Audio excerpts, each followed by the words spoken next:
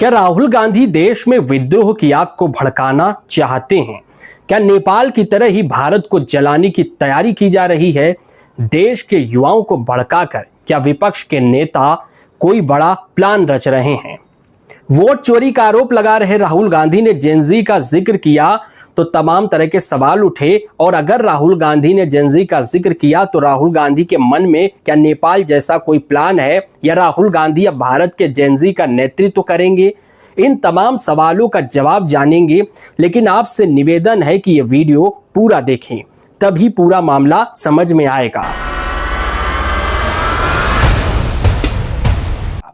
नमस्कार, मेरा नाम सुधांशु विश्वकर्मा है और आप देख रहे हैं हमारा सोशल मीडिया प्लेटफॉर्म युवा पत्रकार। चलिए अब सीधे खबर पर आते हैं और आपको बताते हैं कि नेपाल के बाद अब भारत में भी जेनजी पर बवाल शुरू हो गया है। राहुल गांधी ने जेनजी का जिक्र करते हुए ऐसा बयान दिया कि बीजेपी की ओर से ये आरोप लगाए जा रहे हैं कि राहुल गांधी की ओर से देश को जलाने की साजिश की जा रही है। इसकी वजह राहुल गांधी का ये पोस्ट है जिसमें राहुल गांधी ने लिखा है कि देश के युवा, देश के छात्र, देश के जेनजी संविधान बचाएंगे, लोकतंत्र की रक्षा करेंगे और वोटों की चोरी रोकेंगे। मैं हमेशा उनके साथ खड़ा रहूंगा। अगर राहुल गांधी के इस पोस्ट को समझा जाए और नेपाल के रेफरेंस में देखा जाए तो हाल ही में नेपाल में जेनजी के आंदोलन की तस्वीरें लोगों के दिमाग में छपी हुई हैं। यह आंदोलन नेपाल में एक भ्रष्ट और वंशवादी शासन के अंत के लिए हुआ। इस आंदोलन के दौरान हुई हिंसा, आगजनी और कई लोगों की मौत को अब तक भुलाया नहीं जा सकता। इस आंदोलन को कई लोग सही ठहरा रहे थे तो कई लोग हिंसा का विरोध कर रहे थे। राहुल गांधी ने इस आंदोलन का रेफरेंस दिया या नहीं, लेकिन उन्होंने नेपाल का नाम नहीं लिया। फिर भी बीजेपी की ओर से उन पर कड़ा प्रहार किया जा रहा है और राहुल गांधी के इस बयान को यह भी कहा जा रहा है कि वो कांग्रेस पर ही बैकफायर होगा। इसकी वजह भी बताएंगे। दरअसल राहुल गांधी के बयान पर बीजेपी की ओर से कहा जा रहा है कि राहुल गांधी एक खतरनाक टिप्पणी कर रहे हैं। जेन जी का आंदोलन भ्रष्टाचार और वंशवादी शासन के खिलाफ था, यही कांग्रेस की पहचान है। राहुल गांधी पर हमला बोलते हुए कन्नौज से बीजेपी के पूर्व सांसद सुब्रत पाठक ने बड़ा बयान दिया और उन्होंने कहा कि यदि नेपाल, बांग्लादेश और श्रीलंका जैसी क्रांतियां भारत में भड़केंगी तो लोग कांग्रेस नेता राहुल गांधी और समाजवादी पार्टी के प्रमुख अखिलेश यादव के घरों को भी आग लगा देंगे। नेपाल में जो हुआ वो 2014 में हिंदुस्तान में हो चुका है। फर्क इतना है कि वहां सड़कों के ऊपर हुआ, यहाँ पर ईवीएम के माध्यम से हुआ, यहाँ के ऊपर इलेक्शन के माध्यम से हुआ। यहाँ की जनता ने भी आंदोलन किया, इन भ्रष्टाचारियों बेईमानों के खिलाफ आंदोलन किया। जिस प्रकार से वहां के ऊपर आंदोलन परिवारवाद के खिलाफ हुआ, वंशवाद के खिलाफ हुआ, नेपाल में आंदोलन भ्रष्टाचार के खिलाफ हुआ, तो हिंदुस्तान में भी आंदोलन भ्रष्टाचार के खिलाफ हुआ।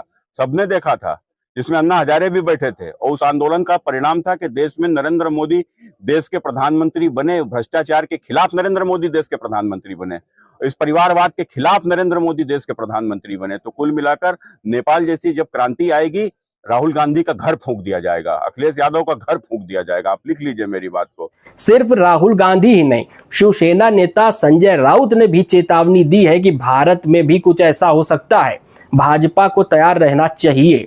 जिसके बाद बीजेपी की ओर से कहा जा रहा है कि विपक्ष देश में हिंसा की बड़ी साजिश रच रहा है। अब आपको ये बताते हैं कि राहुल गांधी का ये बयान कांग्रेस के गले की फांस क्यों बन सकता है, क्यों कांग्रेस पर बैकफायर होता हुआ नजर आ रहा है। इसकी वजह है कि नेपाल में भ्रष्टाचार और वंशवादी राजनीति को लेकर जेनजी का गुस्सा देखा गया था।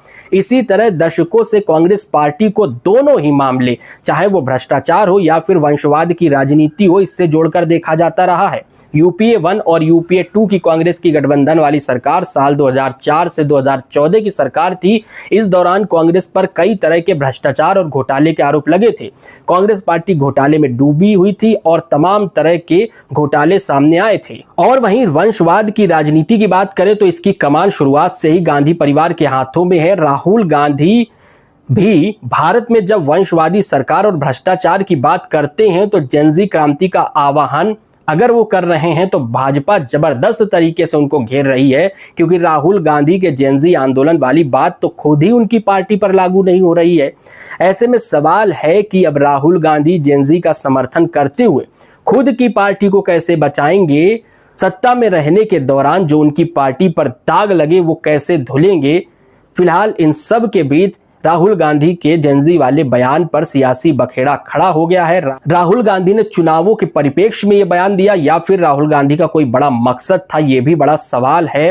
फिलहाल बीजेपी की ओर से कांग्रेस पार्टी को घेरा जा रहा है और राहुल के इस बयान पर पूरी कांग्रेस पार्टी को कटघरे में खड़ा किया जा रहा है। तो अब बड़ा सवाल यही है कि आखिर राहुल गांधी ने यह बयान बिना नेपाल को सोचे समझे दिया या फिर उनका कहना कुछ और था और बीजेपी जबरदस्ती एक बखेड़ा खड़ा कर रही है।